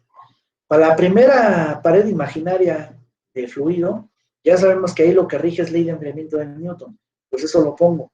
Entonces es el flux de calor convectivo 1, o sea, el asociado a la placa imaginaria de fluido aquí, que se va a calcular por ley de enfriamiento de Newton, es decir, coeficiente de transferencia de calor multiplicado por diferencia de temperaturas, la alta menos la baja. Y de estas dos temperaturas, la más alta es la temperatura del ambiente 1, o del seno del fluido en 1, menos T0, que es la de la superficie izquierda de la primera pared. Es decir, esto, ¿no? Y eso es una constante porque esas dos temperaturas lo son, y porque H1 estoy presumiendo que también es una constante, ¿no? Si no lo fuera, pues habría que poner ahí cómo varía con la temperatura, ¿no? Pero vamos a suponer que lo es. Por otra parte, pues ahora vamos a empezar a calcular los términos conductivos. Pero cada una de estas placas se puede estudiar de manera individual. O sea, cada uno de estos se podría ver como un problema aislado. Cada uno de ellos dos. Y si estudian las cosas así, pues de hecho ya las estudiamos. Pues es regresar a lo que hemos hecho y no lo voy a volver a repetir. Nada más basta con jalar el resultado, ¿no? O sea, yo sé que el flujo de calor finalmente se calcula, como hemos dicho, como una diferencia de temperaturas, la alta menos la baja, y eso multiplicado por la conductividad térmica del material, la facilidad con que se transfiere conductivamente entre el espesor, ¿eh? Muy bien. Entonces, pues teniendo esto en mente, voy y calculo eso para cada pared. Como la primera pared tiene una conductividad térmica 1 y una delta 1, pues eso pongo. Y como la temperatura extremas de esa primera pared son T0, la alta, y T1, la baja, pues eso pongo. Y además sé que todo eso es una constante positiva. Además, para la segunda placa, pues lo mismo, nada más adapto sus índices. Y para la tercera placa, pues lo mismo, nada más adapto sus índices. Y para la última placa, que ya es convectiva, o sea, de fluido ahí imaginario, ahí la pared está, pues utilizo entonces la segunda coeficiente de transferencia de calor, la segunda diferencia de temperaturas alta menos baja, que es decir, superficie menos seno de fluido, que es de 3 menos T infinita 1, y ahí tengo ya todos los fluxos de calor calculados en todas y cada una de las paredes. Pero lo que quiero hacer, en realidad, es calcular todo completo, ¿no? ¿Cuál sería? Sin embargo, hay que hacer notar lo siguiente. Fíjense que si nosotros quisiéramos representar aquí, digamos, la distribución de fluxos de calor, o es decir, el perfil de fluxos de calor, las gráficas de cada una de estas situaciones, como son constantes, entonces tendremos que poner líneas, pero horizontales, porque quiere decir que el flujo de calor aquí conductivo, pues es una constante, ¿no? Que quién sabe cuánto valga esa constante, ¿no? No lo he dicho. Pero es una constante al fin y al cabo. Bueno, de hecho sí saben calcularlo, porque se calculan de esta manera, sí. Tú conoces esto, pues ya sabes cuánto es el valor incluso de la constante. Aquí, pues, otra vez, es la misma, otra constante, ¿no? Que se calcula de manera análoga, pero con estos parámetros. De este lado otra constante, de este lado con leyes de enfriamiento de Newton, pues otras constantes, y así. O sea, tendrás barras horizontales por todos lados, ¿no? Pero vean, cuando uno estudia qué es lo que pasa en cada interfaz, recuerden que la interfaz es la zona que divide una fase de otra, y aquí hay un fluido y aquí hay un sólido, por lo tanto esta línea o esa superficie es una interfase, ¿cierto? Fluido sólido, ubicada en X igual a 0, aquí mi sistema de referencia pues empieza aquí, y llaman así ya, de X igual a 0, entonces, pues en esa interfaz de tipo fluido sólido, vamos a imponer una condición que se llama continuidad de fluxos. Es decir, o una condición de salto con salto igual a 0, ¿no? Y esto lo que significa, esa es una especie como de condición de no deslizamiento, nada más que no se dice así, ¿no? Nada más que para calor. O sea, es decir, que el flujo de calor que llega exactamente sobre esta superficie, es decir, el flujo de calor evaluado en X igual a 0, convectivo, es igual al flujo conductivo que emana de él. Es decir, en la interfase, y solo en la interfase, se vale esta igualdad que voy a poner aquí, que el flujo de calor convectivo evaluado ahí, en X igual a 0, es igual al flujo conductivo ya en la pared, en X igual a 0. Flujo de calor que como que entra a la interfase, digámoslo así, siendo abusivos, es el que está saliendo de él. En independencia de lo que puede ocurrir en todo el resto. O sea, es decir, una cosa es lo que ocurre en X igual a 0 y otra cosa es lo que ocurrió antes de X igual a 0 o después de X igual a 0. Allá ya no digo nada. Pero en esa interfase al menos, en ese lugar, sí son iguales. Eso se llama continuidad de fluxos, ¿sí? También hay continuidad de temperaturas, porque entonces en esa interfaz, independientemente de que se fijen tantito a la izquierda de 0 o tantito a la derecha de él, las temperaturas tienden a ser de 0, ¿no? O sea, cuando te acercas en el límite por izquierda o por derecha hacia la posición X igual a 0, es lo que estoy diciendo. Entonces, continuidad de fluxos y continuidad de temperaturas, de hecho, pero ¿qué creen? Que como esta era una constante, ¿no? Y esta era otra constante, pues, y en la interfaz son iguales, pues quiere decir que esas líneas horizontales que estaban en posiciones distintas, alturas distintas, tienen que tener la misma altura, porque tienen que pegar bien en la interfaz. O sea, es decirte, tenía yo una línea aquí, que era el flujo de calor, en otra línea acá. Ah, sí, pero sabes que exactamente en este punto tienen que pegar en el mismo lugar. Eso obliga a que la constante sea igual en todos lados. ¿no? Pues quiere decir que estos fluxos terminan siendo iguales, no solamente en el punto X igual a 0, sino tantito más para atrás y tantito más para adelante, ¿no? O sea, es decir, ¿qué tan tantito? Pues en toda la pared fluida y en toda la primera pared conductiva. ¿Pero qué creen? Resulta que se puede imponer también una condición de ese estilo, una condición de salto cero, aquí en esta interfase y en esta otra interfase igual, diciendo que los fluxos son iguales aquí en este punto. Pero si lo son en el punto, como son constantes en todo lo demás, pues entonces también termina siendo constantes aquí. La misma razón puedo aplicar acá y lo mismo acá. Así que el hecho de que en todas las interfaces los flujos de calor respectivos sean iguales, pero aparte cada uno de ellos sea una constante, quiere decir que la constante será la misma. Pues quiere decir que todos estos fluxos son los mismos. Por lo tanto, quiere decir que en un sistema en serie, porque esto lo pueden pensar como una sucesión de paredes en serie, pues entonces quiere decir que el flujo de calor es el mismo aquí, que aquí, que aquí, que aquí, y por lo tanto que el flujo de calor total se puede calcular como cualquiera de esos.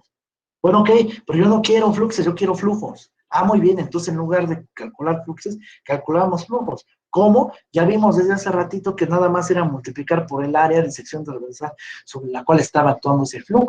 Entonces, es lo que hago a continuación, pues calcular cada uno de ellos por el área sobre la cual actúan, que por cierto siempre tiene las mismas dimensiones que es L por W, y de todo modo sigue siendo constantes. Y uno se preguntará, ¿y cómo yo sé que estas cosas son iguales entre ellas? Pues lo son, porque desde los fluxos de calores lo eran, y como todos esos fluxos de calores eran iguales, al multiplicar por una misma constante que es L por W, los flujos de calores también van a ser iguales al final del día. Y si no, todavía hay una manera alterna de ver esto, que es por balance de energía. Vean, si yo tomara como, o hiciera un balance de energía de acá hasta acá, bajo las condiciones de estado estacionario, flujo unidimensional, sin fuentes ni sumideros de energía y todo lo que he dicho, pues entonces la energía que entra sale, ¿eh? Y eso tanto en unidades de joules como en unidades de flujo de energía. O sea, flujo de calor que entra es el flujo de calor que sale por todos los lados, ¿no?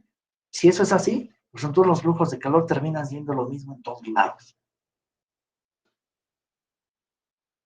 ¿Sale? Entonces, quiere decir que ya para qué los etiqueto, ¿no? Mejor pues todos les pongo el calor, y es el calor además que deseo, que es el total. Es decir, calcular el flujo de calor completo, o el flujo de calor ya en este caso completo, lo podré hacer con la primera ecuación, con la segunda, con la tercera, con la cuarta, con la quinta, según los datos que tenga, ¿no? Si yo tengo más datos sobre la tercera pared conductiva, por ejemplo, pues utilizo esta manera para calcular el flujo de calor, o si la información que tengo es sobre la pared 2, pues la segunda, y así nos vamos. O sea, según qué información tengan, pues utilizan este. Pero el objetivo de este problema era calcular eso, pero con una expresión que nada más dependa de las temperaturas más extremas, o sea, de temperatura infinito 1 y temperatura infinito 2 de estas, o sea, de los del medio, ¿no? Pero no de estas que están aquí. Y ninguna de estas ecuaciones satisface eso. Entonces, la forma de llegar al resultado concreto que quiero es hacer el siguiente artificio. Vamos a despejar la diferencia de temperaturas de estas ecuaciones. O sea, en cada una de ellas vamos a despejarlo. Quiere decir, toda la parafernalia de parámetros que está ahí alrededor de esa delta de T, pues la vamos a pasar del otro lado dividiendo en este caso. Para la primera ecuación, entonces queda que el flujo de calor entre H1 por LW es igual a la diferencia de temperaturas. Para la segunda ecuación, pues queda que entonces el flujo de calor dividido entre este término conductivo y el LW, que es esto que estoy poniendo aquí, es igual a esta diferencia de temperaturas. Y así nos vamos para cada una de ellas, ¿cierto? Ahora lo que voy a hacer es agarrar y sumar todas estas ecuaciones. Cuando haga eso, el flujo de calor del lado izquierdo voy a poderlo distribuir porque es el mismo flujo de calor.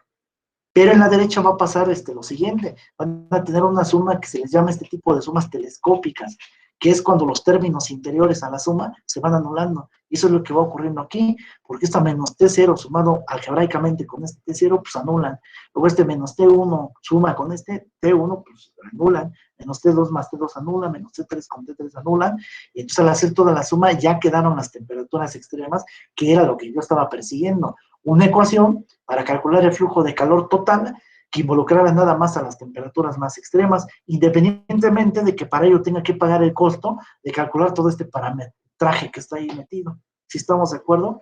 Aquí Del lado izquierdo lo que hice fue distribuir entonces el flux de calor, y vean cómo lo que he hecho es respetando cada uno de los sumandos de cada una de las ecuaciones. En el primer caso, el término convectivo está dado por este término. En los otros tres casos, pues tengo de hecho la misma estructura, ¿no? Es el tipo por sándwich, esta delta queda allá arriba. Pues quiere decir que es algo del tipo delta de I, entre conductividad térmica y ésimo, entre LW todos, y ir corriendo desde 1 hasta 3. Pero ya es entender desde aquí que entonces yo puedo hacer esto para una sucesión así, bueno, muy grande, arbitraria de placas, ¿no? N placas ahí. Eso sí, el espesor de todas y cada una de esas placas debe ser tan pequeño que todavía el L por W sea más grande que incluso que la suma de estas deltas, ¿eh? Entonces, o más o menos. Entonces, así las cosas, pues entonces la parte de la izquierda queda de esta manera, y entonces, pues ya acabamos. Este era el término, la forma de calcular flujo de calor que queríamos. Esto tendrían que pasarlo dividiendo si quieren, o dejarlo así, y darse cuenta de lo siguiente. Fíjense, yo les presenté tanto la conductividad térmica como el coeficiente de transferencia de calor como parámetros facilitadores a la transferencia. Por eso hablar de la conductividad térmica de un material, lo que me está diciendo es qué tan fácil se transfiere el calor en este material. Si la conductividad térmica del material es más alta, quiere decir que ahí se transfiere calor más fácilmente. Desde que les presenté la ecuación constitutiva generalizada, donde decía, flux de cualquier propiedad que estés estudiando, sea momentum, sea calor, o sea masa o moles, eso va a ser igual a menos un parámetro de transporte que va a ser un facilitador, ¿eh? En el caso de la ley de viscosidad de Newton, pues, ese parámetro facilitador de la transferencia de momentum era la viscosidad. En este caso, pues va a ser la conductividad térmica, y en el caso de transferencia de masa o de moles, pues va a ser la difusividad molecular binaria. ¿Sí estamos de acuerdo? Entonces son facilitadores, pero también al hablar de la ley de enfriamiento de Newton, que es algo de este estilo, esta H juega un papel facilitador. Es decir, mientras más haya movimiento, ¿no? Del fluido analizado, más transferencia por convección voy a tener. Ese no es lo mismo tener transferencia convectiva con un abanico, ¿no? O con un que con un ventilador, por ejemplo, o etcétera, ¿no? O sea, mientras más es el movimiento global efectuado por el fluido enfriante, digamos, pues va a ser más efectiva su transferencia, y ese costo de movimiento global lo va a pagar H1. Mientras más alto es H1, quiere decir que está viendo de alguna manera más movimiento ahí. Eso es, se está viendo más convección. Entonces es un término facilitador. Es decir, que convección forzada versus convección natural, los coeficientes de transferencia de calor de la convección forzada en general son más grandes que los de la natural, ¿no? Porque la natural, el movimiento global se debe a pura diferencia de densidades, y en el forzado, pues es porque está viendo un trabajo ahí, o una fuerza externa que está moviendo al fluido, per se, y ese movimiento puede ser muy drástico. Entonces, para convecciones forzadas, H1 puede crecer en términos de decenas, centenas, miles, hasta millones. Entonces, H puede ser muy alto, muy altísimo, dependiendo de qué tan forzado sea esto. Pero en todo caso, todos esos son facilitadores. Pero vean, si ellos son facilitadores, entonces, si yo hago el recíproco de o sea, uno entre H1 o uno entre K1 o K2 o lo que sea, ya la interpretación de esos son resistores. Eso lo platiqué desde la vez pasada cuando vimos al final números adimensionales, ¿no? Y entonces resulta que esto está escrito en términos de recíprocos de estos facilitadores, ¿eh? Por lo tanto, cada uno de estos los puedo entender como resistores. Son resistores convectivos y estos son resistores conductivos. Y la suma de todas estas resistencias es una resistencia equivalente. Entonces yo puedo poner esta ecuación como la resistencia equivalente multiplicado por el flujo de calor, multiplicado por una diferencia de temperaturas, y si yo estuviera hablando de, pues en lugar de transferencia de calor, de transferencia de electrones, ¿no? A través de una intensidad de corriente, y fuese I, impulsado por una diferencia de potencial que ahora sería de voltaje, ¿no? Y con una cierta resistencia ahí, que sería resistencia eléctrica, pues esta es la ley de Ohm, ¿eh? Nada más que es para calor. Y una ley de Ohm además escrita para un sistema de resistencias en serie, donde entonces esta resistencia equivalente de en serie es la suma de todas las resistencias, unas de forma convectiva y otras de forma conductiva. ¿Dudas hasta aquí?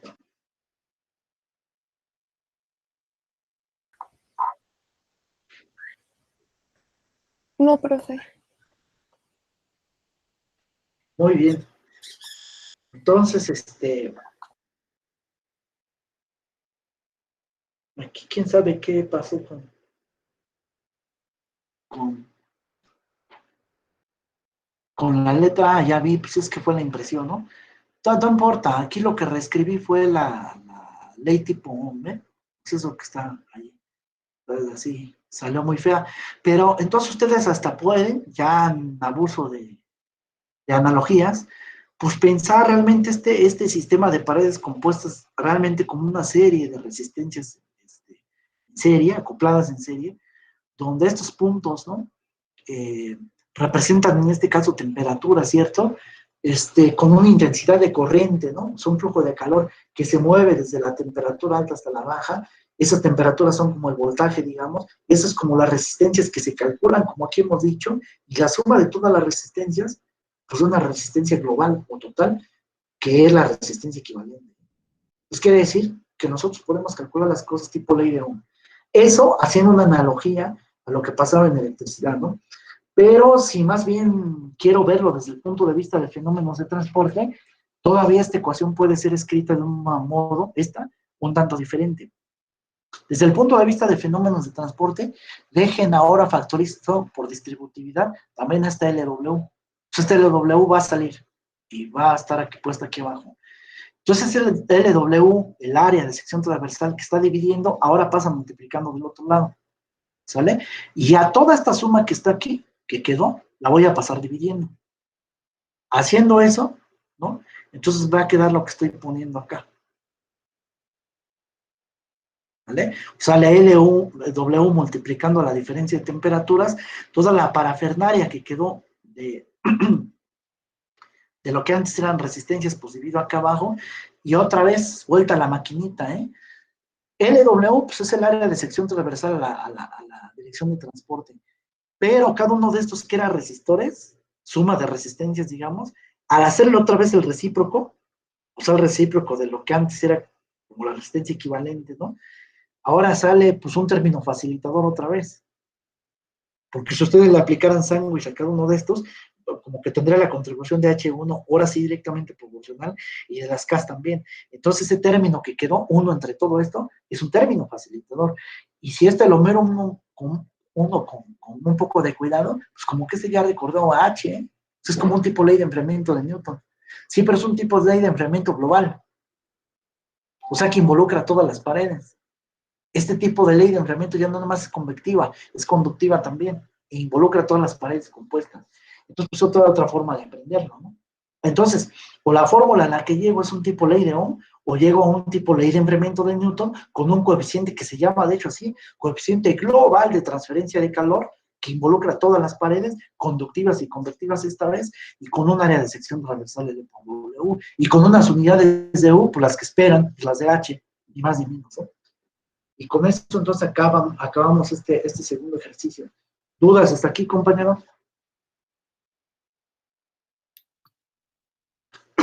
Con esto acabamos, ¿eh? De hecho, la sesión de hoy.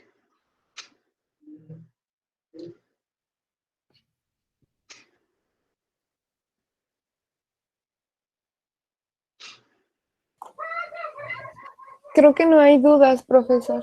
Profe. Se quedaron muy serios, ¿eh?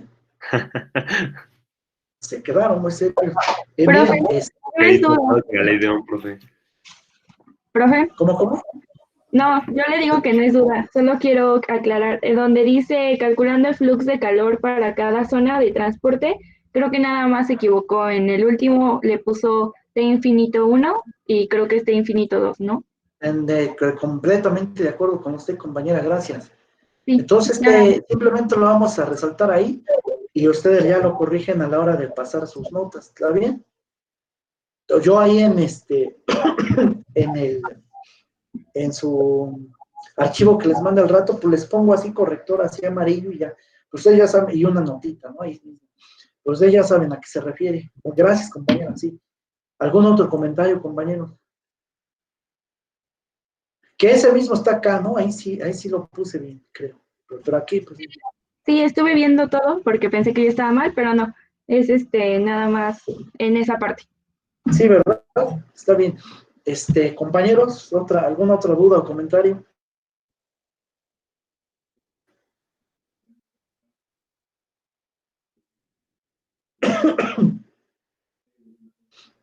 ¿O todo está muy sencillo?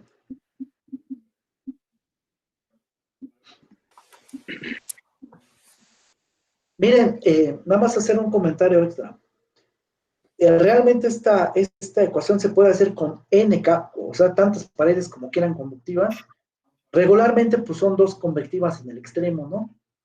Pero, si ocurriese que tienen un sistema donde no hay alguna de estas, pues simplemente lo dicen así en sus resistencias, ¿no? Es decirte, como que este esquema en el sentido de resistencia se mira así. Así, en el sentido, hay una resistencia de una pared convectiva, hay una de una conductiva, hay otra de otra conductiva con conductividad térmica distinta, esta también, y hay otra convectiva. Pero la verdad de las cosas es que tú pudieras tener, pues, en realidad nada más dos, o en realidad n aquí, o no tener esta resistencia y nada más mirar de aquí hasta acá, o podrías tener otra convectiva intermedia. O sea, esto podría pasar, ¿no? Y, o sea, es decir, que una de estas paredes, en lugar de ser conductividad, pues era convectiva y más o menos, entonces, y entonces quiere decir que basta como que con construir el circuito, saber cómo calcular cada una de estas resistencias y se acabó. Porque si tú ya sabes que las resistencias convectivas son todas de esta forma, y que las conductivas también, y cuando tienes un sistema en serie, nada más hay que sumarlas todas y multiplicarlas por K y eso, igual a delta de temperaturas extremas, ya acabaste, ¿no? Pues esencialmente nada más es aplicar la ley de Ohm, saber cómo calcular cada una de estas y adaptarlas de acuerdo a la situación que tengas la distribución de resistencias ahí. Si nada más quieres aplicar esta ley para estas dos resistencias, pues puedes aplicar ahí nada más esas dos. Quiere decir que nada más estas dos no estarían y nada más tendrías una suma de dos de este tipo. O si nada más las dos últimas, pues esas. O nada más una sola resistencia, vamos, pues conductiva, por ejemplo. Nada más aquí iría una sola de estas, sin ni este. Y de hecho regresamos al primer problema en caso de ser así.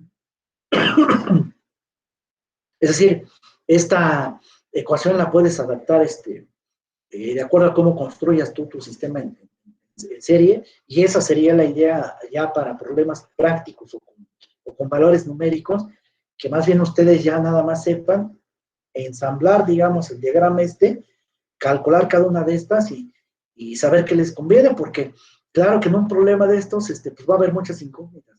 Pues quiere decir que se trata de utilizar esta misma ecuación en varios subsistemas, por ejemplo, de aquí hasta acá, o luego de acá hasta acá, o sea, donde tengan más datos y formar un sistema de ecuaciones. Pues con cosas de ese estilo. Nada más que, claro, si ustedes hicieran, por ejemplo, nada más la ecuación aplicada a estas dos últimas resistencias, pues tendrá nada más un término conductivo, este término convectivo, y las temperaturas extremas, pues serían T2 y T2, ¿no? Claro, o sea, tienen que readaptar todo, pero se puede trabajar en subsistemas del sistema completo de paredes, para formar varias ecuaciones y resolverlas ellas simultáneamente, ¿no? Eso es. ¿Dudas hasta aquí?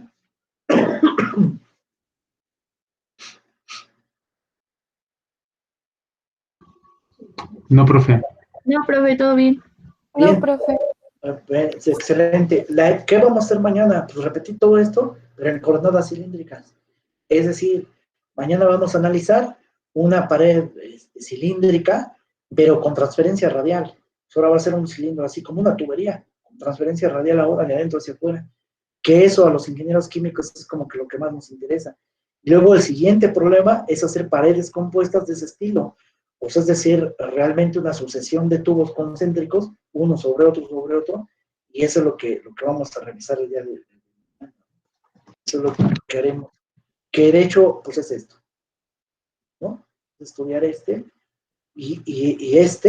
y entonces como primera, acuérdense que para este segundo parcial es tarea examen, ¿eh? Entonces para esa tarea examen que tienen ustedes que hacer, ahora sería repetir esto, pues en coordenadas esféricas, ¿no? A ver, ¿qué tal que tengo un huevo ahí de que quiero coser, ¿cierto?